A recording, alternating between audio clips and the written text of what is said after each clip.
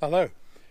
This week we're looking at number 2 in our series as we look through Deuteronomy. This one's entitled Moses' History Lesson. And I do want this to be far more than a history lesson for all of us concerned here today, because while we can view the Bible as history, that's very significant, and in this particular study, we're looking at how Moses reviewed the Israelites' history from the time they're in Egypt up until when he was speaking to them right at the end of their journey. Yes, that was all significant, but it was for a very important reason. And I think that's what we have to do as we look back at history, to look and see what the meaning is. And as we look at Deuteronomy 1 to 3 and the other Bible passages were given for this time, let's think about what does all this mean. There's some quotes there about history. History is a story written by the finger of God, says C.S. Lewis.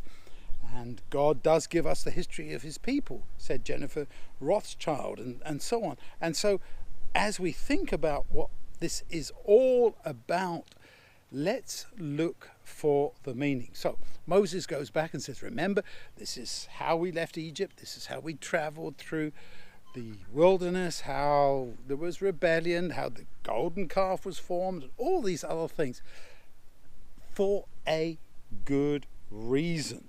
To remind them about what God had done and how they had responded. Sadly, not always terribly well, I have to say. They were frequently mumbling and groaning and complaining.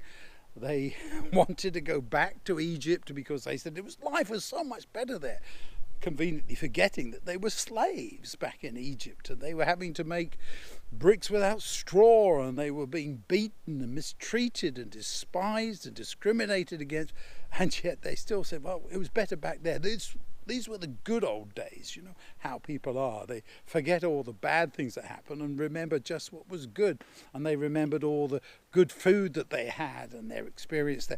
No, God led them out of Egypt for a very important reason, because he had heard their cries to him to deliver them, to save them from a terrible life experience. And God led them out.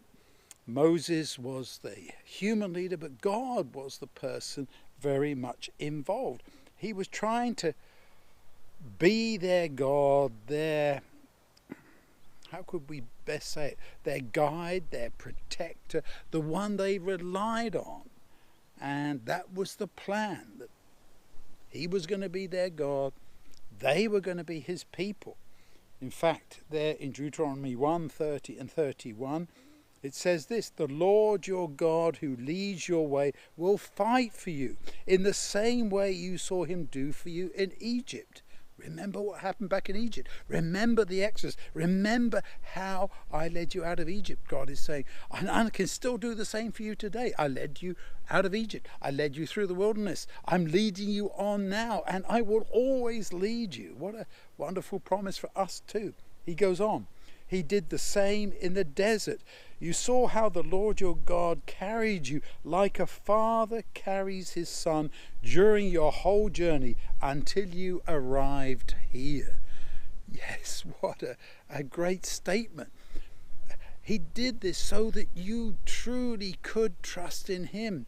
Yes, back there in Egypt when things were so bad, you didn't really know me. You didn't really trust me. You didn't know what you were getting into. Maybe he could even say that. But now you've seen all this, you have the evidence, you can truly be convinced about the kind of person I am. God is giving through Moses this history lesson to his people, not just to say, wasn't it great? Wasn't it a fantastic time? Frequently it was not, from the way in which the people responded. I would want to add that in. But God is saying, I led you, I will lead you. He's saying the same to us today. He says, think of all that's happened in your past. Bring it to mind. Think about all the ways that God has helped you. And he will continue to help you as you go on, as you, quote, cross over Jordan, as you enter the promised land, whatever image you want to say. God is still going to be with you right until the very end. So let's hold on to that hope and thank God for being the one who not only reminds us of our history, but calls us to be with him and to trust him as he leads us on.